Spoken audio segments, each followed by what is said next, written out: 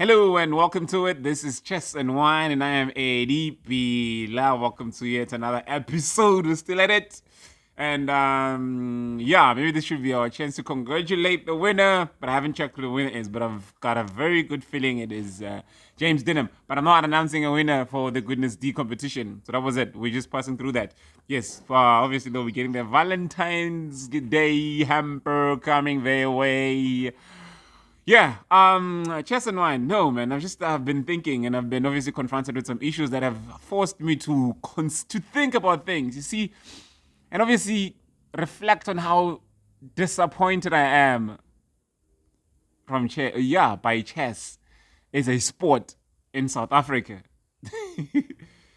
Can you imagine that? Like, yeah, like can you imagine?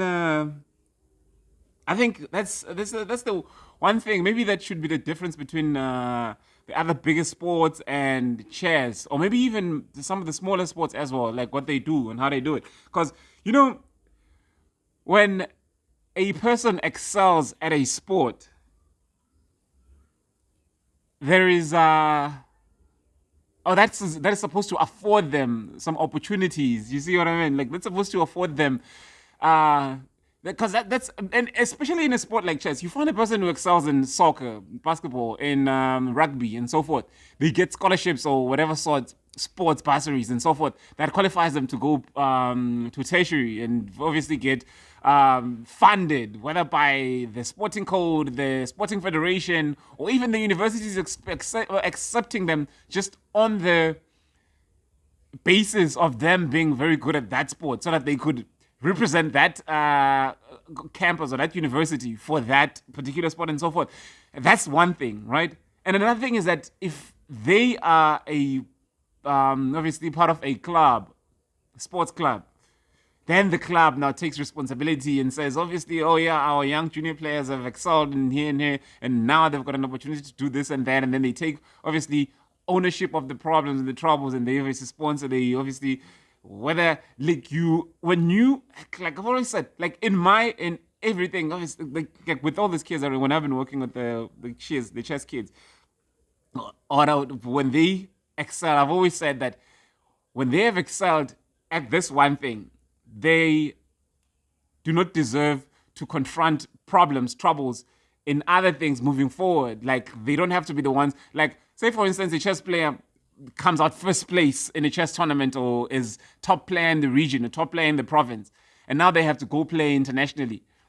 It doesn't have to cost them personally or from their family and so forth to have to find or source the funds to get them to play in that other next big event because they've excelled. They've already proven themselves. They've already given all they have. So it means that now their focus was in this.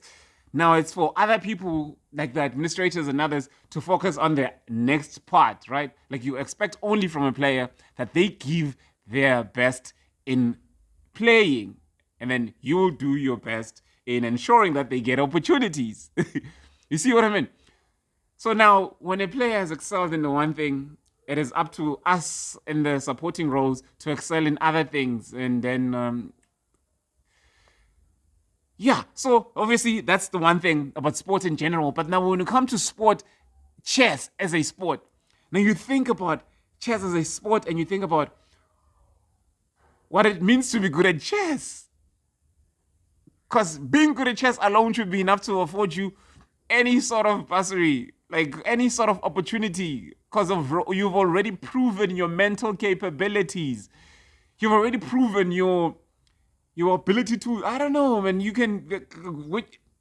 I mean, I just feel like I have to say this. Like the amount of tension that a chess player has to sit through, handle, manage, and still, like when you're playing a serious chess game, like a whole lot of things are happening, right? Like you're calculating, you're planning, you're deciding, you are making choices, you are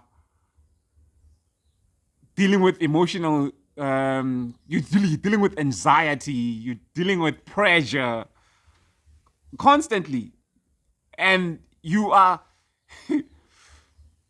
training yourself to deal with such things, to manage such things, and then when you get good at it, when you get good at chess, when you win chess games, win chess tournaments, and you get ahead in chess, It means that you've mastered such things. Just by mastering the game, you've mastered all of those things, all those challenges. And you've proven yourself that when you commit yourself in something, you can definitely excel given the opportunity. You see what I mean? So fine, it's something in soccer, it's something in rugby, it's something in netball, it's something in cricket, it's something in whatever other sport. But for chess, it is much more. So now when you've got chess players, because I'm wondering now when I think about this, when you look at the top chess players in the country, like you wonder if they've all went to university. A whole lot of chess players, top chess players in the country haven't had a chance to go to university. And I wonder what that means to Chess South Africa.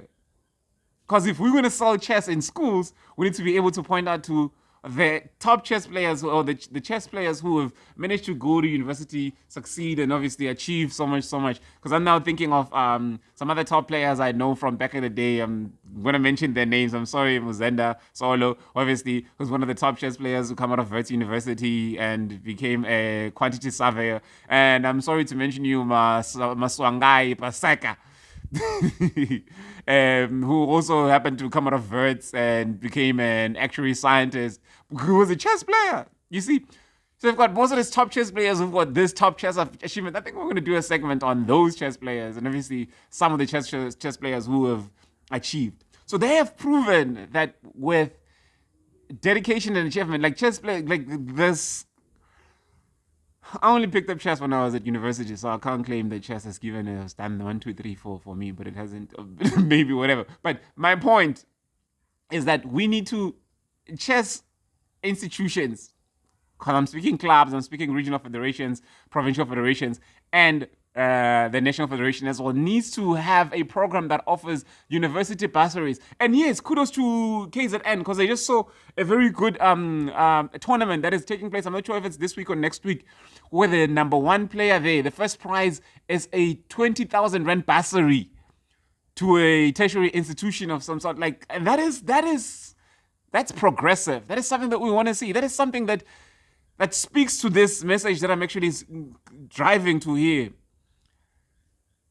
That we want to sell chess in schools. We want to sell chess to schools, to learners, to kids, and say chess does 1, 2, 3. But then now when kids get to grade 12s and so forth, we don't want to play a part in ensuring that they go further and continue to prove chess does the following. I know there's university sports, and we've got some of the top chess players. I think Seloma, what's his name? Seloma Mahlangu, obviously the only Ndebele name. Seloma Mahlangu in the University of Limpopo, I think the top USA's player for the year. So obviously we've got USA games where chess is also involved. So those who are at university already, they do get the chance to participate. And I wonder, being aware of that, if universities do recruit players for the purpose of having their teams perform good at USAs, the university sports, South Africa, university games or whatever. Yes, because that is also something that they need to look into. But is it because they want to see if, because of the issue of chess not getting funding and then they don't want to take part in it? But that's where schools chess SA as a national, national schools chess, and then there's a chess as a national federation need to look into. I'm going to be obviously showing a lot of interest in university sports from here on because I also have my daughter going to university and obviously she needs to be playing chess there because she's been playing chess and obviously she's achieved a lot in chess and we want to see how much more she can achieve when she gets an opportunity through universities like UP, which are known to be supporting sports. But that's my point for this episode. I think, I'm just going to keep it short and keep it light and at least we all understand that, if we want to continue selling chess to schools, we need to keep track of the learners who are chess players, who make it to grade 12 and qualify for universities, and what they do when they get to universities and how they perform when they get to university. And also have programs to assist them in funding and bursaries and any other sort of ways, like to take care of them as a chess community. Because I see chess players as one big community in South Africa.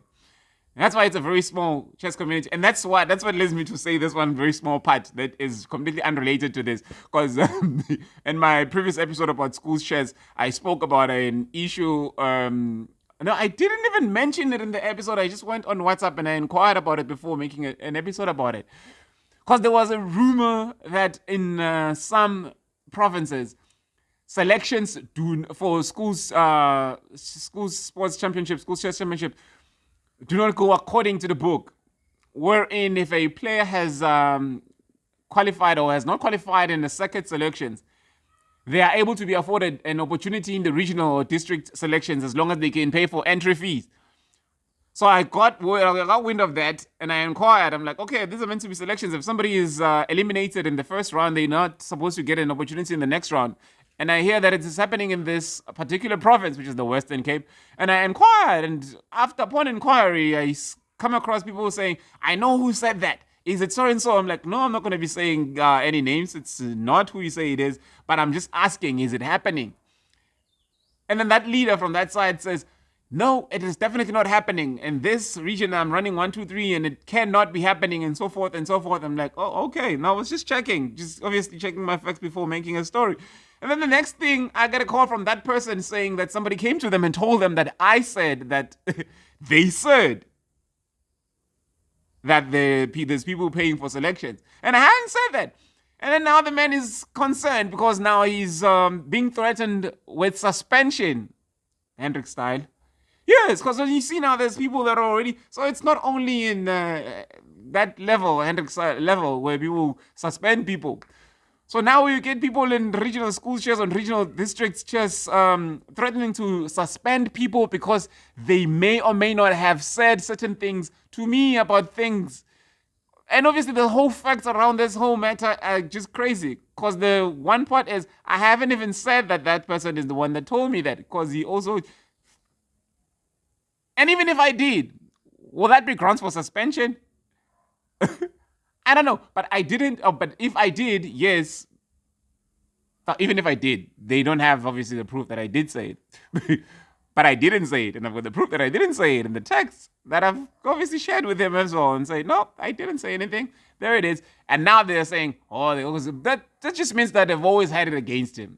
That's what I'm going to say. So if already this obviously triggers people to want to sit down and talk suspension, that means they've always wanted an excuse. And I'm just saying how I think, what I see, how I feel about this thing. So maybe he's just one of those critical people in the region that everybody who's up to Doji stuff doesn't like. Because you find people like that, and that's the issue. I don't know, and I'm not even mentioning facts, and all I can say is that it's something in some islands in the Cape, too far from us.